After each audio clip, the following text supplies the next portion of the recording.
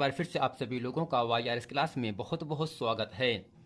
तो दोस्तों, model paper कक्षा 10 विषय गणित में मैंने आप लोगों को मैथ में प्रश्न नंबर 1 से लेकर प्रश्न नंबर 15 तक इसके पहले के वीडियो में अच्छे तरीके से बता दिया था। अगर आप वो वीडियो नहीं देखे हैं तो नीचे डिस्क्रिप्शन में लिंक दिया है, वहां जाकर आप इस वीडियो को देख सकते हैं। तो दोस्तों, आज की इस पूरे वीडियो में हम प्रश्न नंबर 16 से पढ़ेंगे और प्रश्न नंबर 16 आपके सामने कह रहा है दो गोलों के आयतनों का अनुपात 64:27 है, उनके पृष्ठीय क्षेत्रफलों का अनुपात है। दोस्तों, कहने का मतलब इतना है, आपके पास दो गोला है, दोनों गोले का जो आयतन दिया है वो दिया है 64 और दूसरा दिया है 27, लेकिन दोनों अनुपात में है, तो उनके पृष्ठीय क्षेत्रफलों का अनुपात क्या होगा, ये आपसे पूछ रहा है। जैसा कि पहला ऑप्शन है 3:4 है, दूसरा है 4:3 है, तीसरा 9:16 है और चौथा है 16:9 है। आइए दोस्तों, प्रश्न नंबर 16, प्रश्न नंबर 17 और भी हम प्रश्नों को अच्छे तरीके से हल करते हैं। अगर दोस्तों यहां से पहले गोले का आयतन हम v माने या v1 माने और दूसरे गोले के आयतन को हम v2 मान, तो दोस्तों कहने का मतलब इतना है, दोनों गोलों के आयतनों का अनुपात दिया है 64:27 दिया है। अर्थात दोस्तों यहां से लिखेंगे दिया है दोनों गोले के अनुपातों का अनुपात, अर्थात यहां से v1 बटे v2 का दोस्तों मान कितना दिया है 64/27 दिया है। दोस्तों यहां से करते क्या है, v1 क्या है, पहले गोले का आयतन है और दोस्तों v2 क्या है, दूसरे गोले का आयतन है। तो यहां से लिखेंगे v1 बटे v2 बराबर, दोस्तों जो v1 है ये क्या है, पहले गोले का आयतन है। दोस्तों सूत्र क्या होता है, जो पहला गोला होगा उसकी त्रिज्या r1 मानेंगे, लेकिन जो आपका दूसरा वृत्त है, गोला है, इसकी त्रिज्या हम दोस्तों r2 मानेंगे। दोस्तों v1 का मतलब पहले गोले का आयतन, और दोस्तों सूत्र होता है गोले का आयतन का 4/3 पाई r1 क्यूब बटे 4/3 पाई r2 क्यूब। अब दोस्तों यहां से 4/3 पाई से ये पूरा कट गया अंश आहर, तो v1 अपान v2 का मान है 64/27, तो यहां से लिखेंगे 64/27 और दोस्तों यहां से लिखेंगे r1 का क्यूब बटे r2 का क्यूब। अब दोस्तों करते क्या है, अगर हम यहां से r1 बटे r2 का मान निकालेंगे, r1 बटे r2 अर्थात दोस्तों 64 का वर्गमूल 4 होता है और 27 का घनमूल दोस्तों क्या होगा, आपका 3 होगा। तो 64 का घनमूल 4 और 27 का घनमूल 3, अर्थात पहले गोले की जो त्रिज्या है वो 4 आ गया, लेकिन दूसरे गोले की जो त्रिज्या दोस्तों यहां से वो आपका 3 आ गया। दोस्तों यहां से आपसे पूछा क्या, अनुपात कितना हुआ, यहां से लिखेंगे r1 अनुपात r2 बराबर 4:3, लेकिन दोस्तों हमसे कह क्या रहा है, उनके पृष्ठीय क्षेत्रफलों का अनुपात क्या होगा। अगर दोस्तों पहले गोले का क्षेत्रफल हम s1 मान लें और दूसरे गोले जो क्षेत्रफल उसका अगर s2 मान लें, तो दोस्तों यहां से क्षेत्रफलों का अनुपात का मतलब क्या होगा दोस्तों, s1 बटे s2 बराबर, और दोस्तों गोले का क्षेत्रफल का सूत्र होता है 4 पाई r1 स्क्वायर, तो 4 पाई r1 स्क्वायर बटे दूसरे क्षेत्रफल क्या होगा 4 पाई r2 स्क्वायर। तो दोस्तों यहां से 4 पाई से 4 पाई कट गया, तो बचा क्या आपके पास, यहां से s1 बटे s2 बराबर, और दोस्तों यहां से r1 का मान कितना दिया है 4 दिया है, तो 4 का स्क्वायर बटे r2 का मान 3 दिए है, तो यहां लिखेंगे 3 का स्क्वायर, तो यहां पे होगा s1 अनुपात s2 बराबर 4 का वर्ग 16 बटा का मतलब अनुपात लगा देंगे और 3 का वर्ग दोस्तों 9 होता है। तो दोस्तों यहां से कहने का मतलब इतना हुआ, प्रश्न नंबर 16 में इन चारों ऑप्शन में ऑप्शन नंबर यहां आपको मिल जाता है चौथा 16:9, जो कि प्रश्न नंबर 16 का उत्तर हो जाता है। अब दोस्तों प्रश्न नंबर यहां 17 आपके सामने कह रहा है 1 से 10 तक की धनात्मक विषम संख्याओं का समांतर माध्य होगा। दोस्तों आपको ये पता होना चाहिए 1 से लेकर 10 तक विषम संख्याएं 1, 3, 5, 7, 9 होती हैं। तो दोस्तों समांतर माध्य का सूत्र होता है सभी पदों का योगफल बटे पदों की संख्या। तो यहां से लिखेंगे सवाल नंबर 17 को हम हल करेंगे। तो दोस्तों इसके हल में यहां से लिखेंगे 1 से 10 तक की धनात्मक विषम संख्या। तो यहां से लिखेंगे 1 से 10 तक की धनात्मक विषम संख्या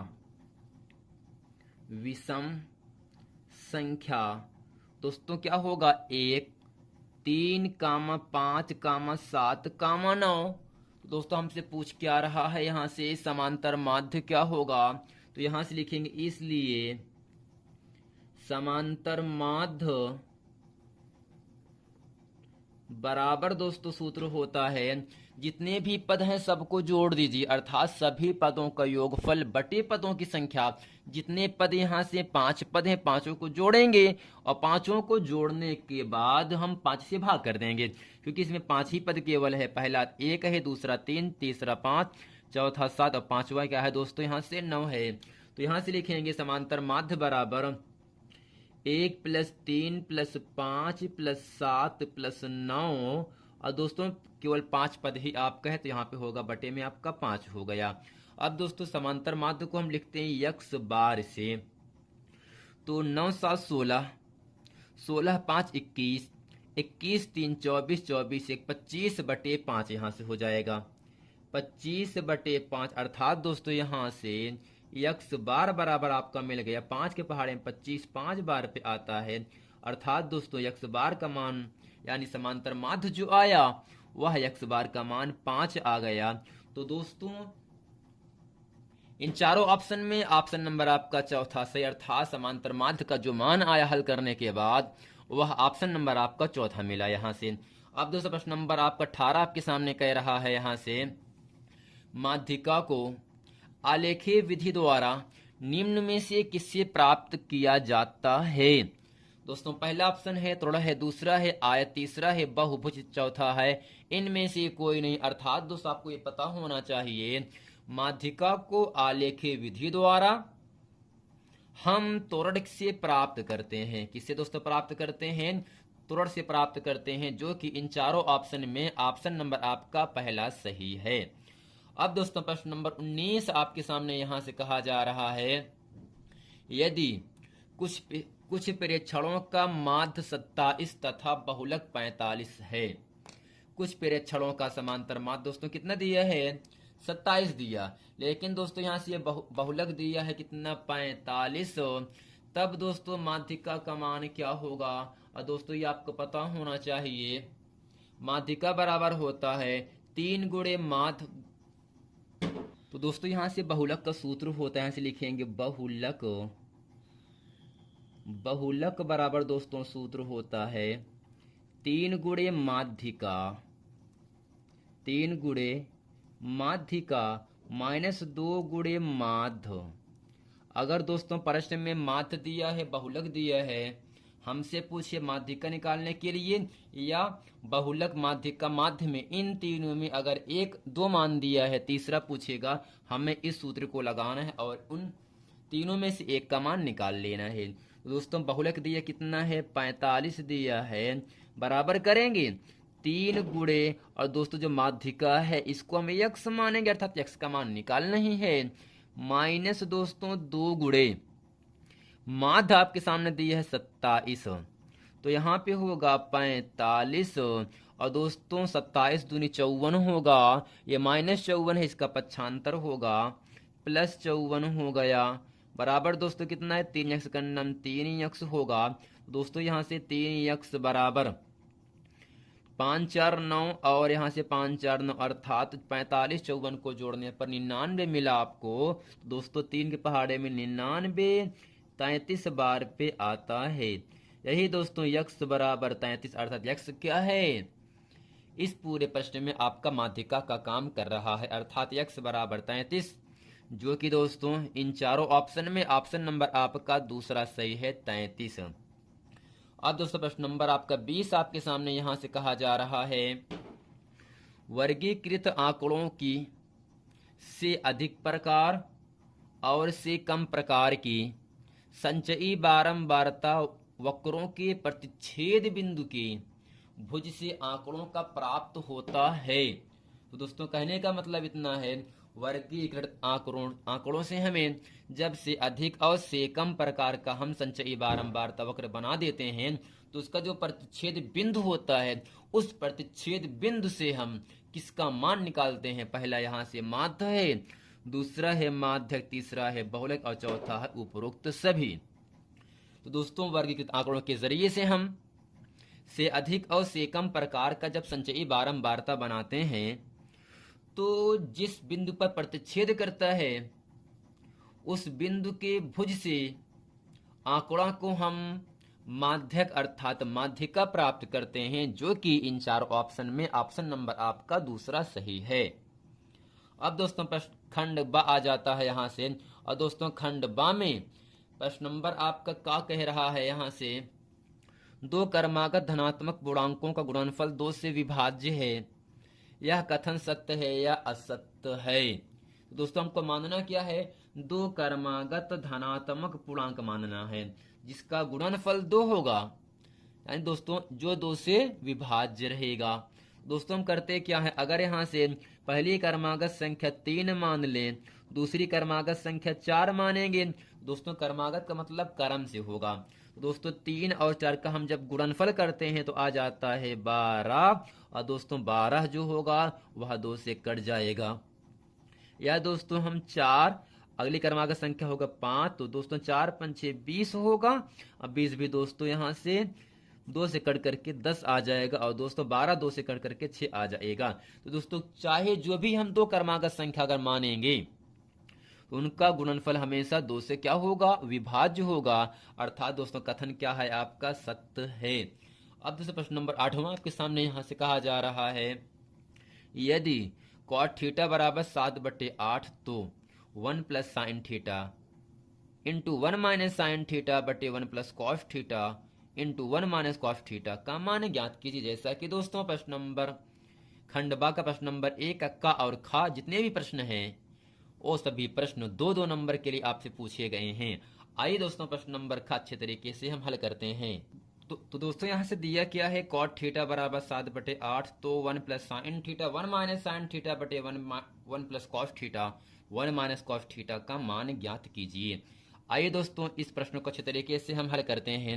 दोस्तों यहाँ से दिया क्या है, cot थीटा बराबर 7/8, तो यहाँ से लिखेंगे cot थीटा बराबर 7/8, और दोस्तों यहाँ से एक सूत्र होता है लाल बटे का, अर्थात यहाँ से L का मतलब होता L बटे K का मतलब होता है साइन, अर्थात साइन का सूत्र होता है लंब बटे कण। L क्या है, लंब, A आधार होगा, K आपका कण होगा, अर्थात साइन थीटा का सूत्र होता है लंब बटे कण, कॉस थीटा का सूत्र होता है आधार बटे कण, और दोस्तों टैन थीटा का सूत्र होता है लंब बटे आधार। दोस्तों यहाँ से अगर कोसेक थीटा का मान निकालेंगे तो कण बटे लंब होगा, और सेक थीटा का सूत्र होता है कण बटे आधार, और दोस्तों यहाँ से कॉट थीटा का सूत्र होता है आधार बटे लंब हो जाएगा।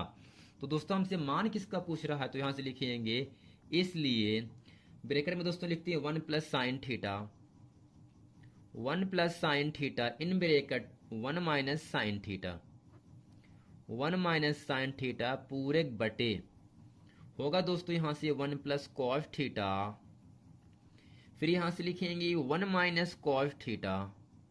और दोस्तों आपको ये पता होना चाहिए, अगर हम 1 को a मानेंगे साइन थीटा को b मानेंगे तो a plus B a minus B, अर्थात दोस्तों सूत्र होता है a square minus B square, अर्थात एक का वर्ग दोस्तों एक ही होगा, और साइन का होगा यहाँ से साइन स्क्वायर थीटा।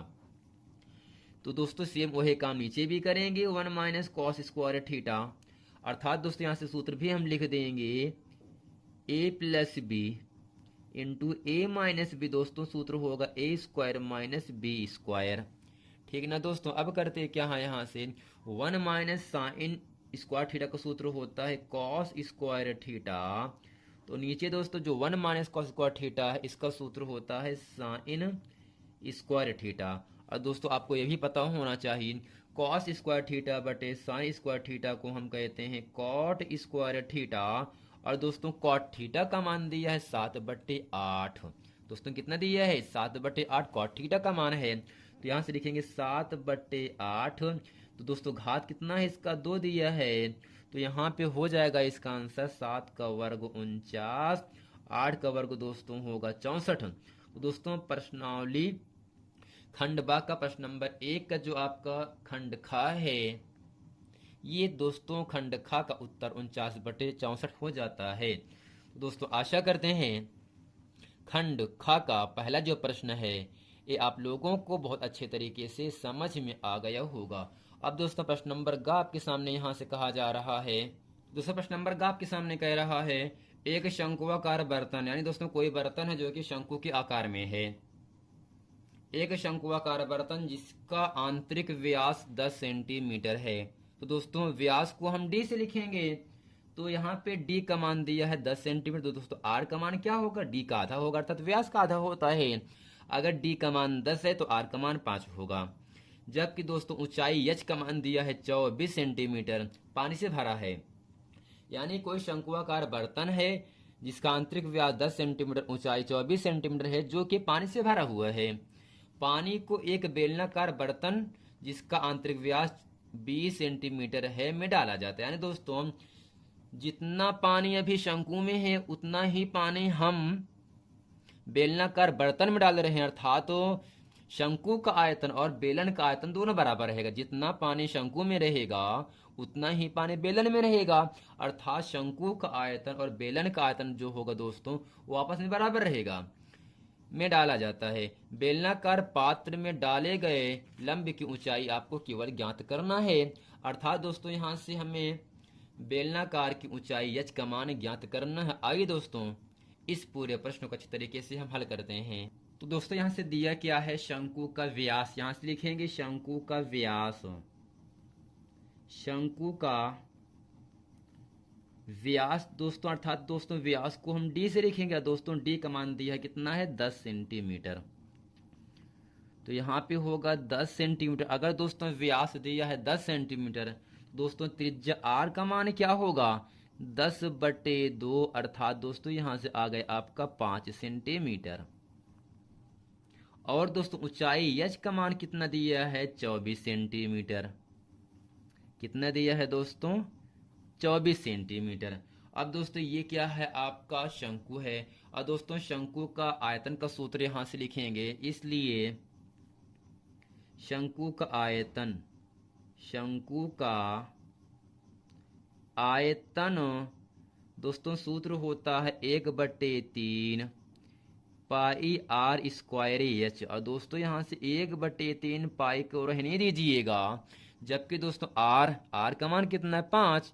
तो यहाँ से लिख देंगे 5 गुणे 5 गुणे एच का मान दोस्तों है 24। दोस्तों 3 के पहाड़े में 24 8 बार पे आएगा, और 8 पंचे 40, 40 पंचे दोस्तों होता है यहाँ से है 200 पाई आ गया। तो दोस्तों यहाँ से जो शंकु है इसका जो आयतन आया हुआ आपके सामने 200 पाई आ गया।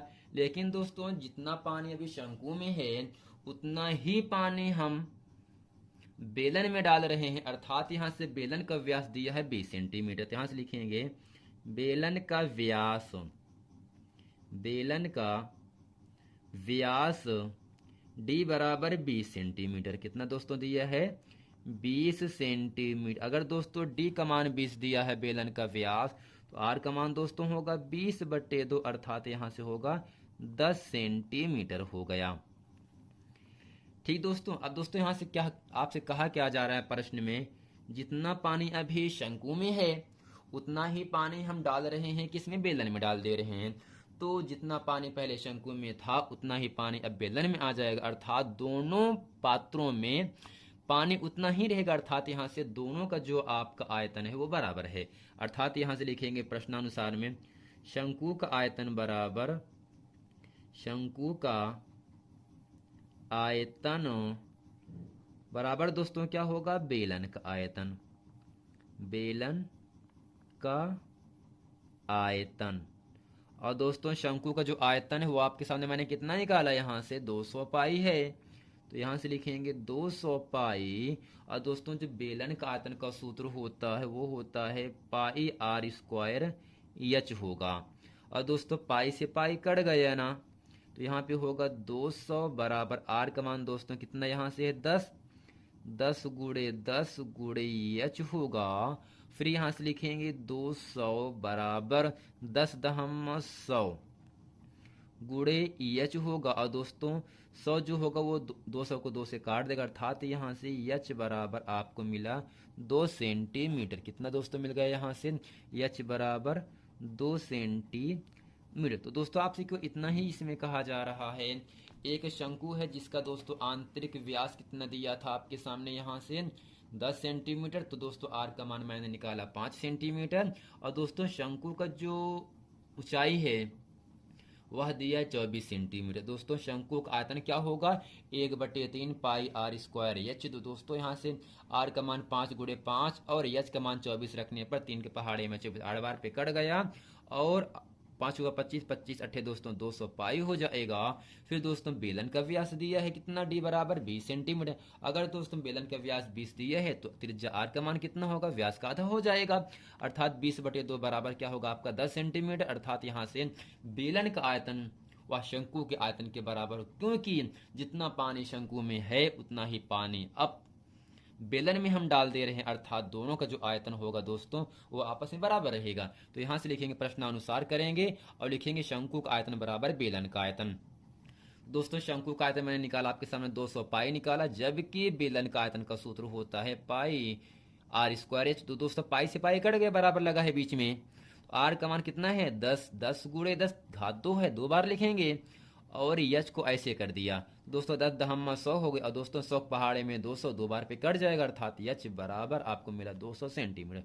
तो दोस्तों आशा करते हैं खंड ब का प्रश्न नंबर 1 में का, खा और गा इन तीनों खंडों को मैंने अच्छे तरीके से आप लोगों को इस पूरे वीडियो में पढ़ा दिया। अगर दोस्तों वीडियो को पसंद, वीडियो को लाइक सब्सक्राइब और शेयर जरूर करें, ताकि इसी तरह के नेक्स्ट वीडियो चाहे साइंस का हो, मैथ का हो, इंग्लिश का हो, विज्ञान का हो, सामाजिक विज्ञान, जितने भी सब्जेक्ट हैं सब का हम मॉडल पेपर आप लोगों के सामने अच्छे तरीके से हम बताएंगे। दोस्तों मिलते हैं नेक्स्ट वीडियो में, तब तक के लिए थैंक यू।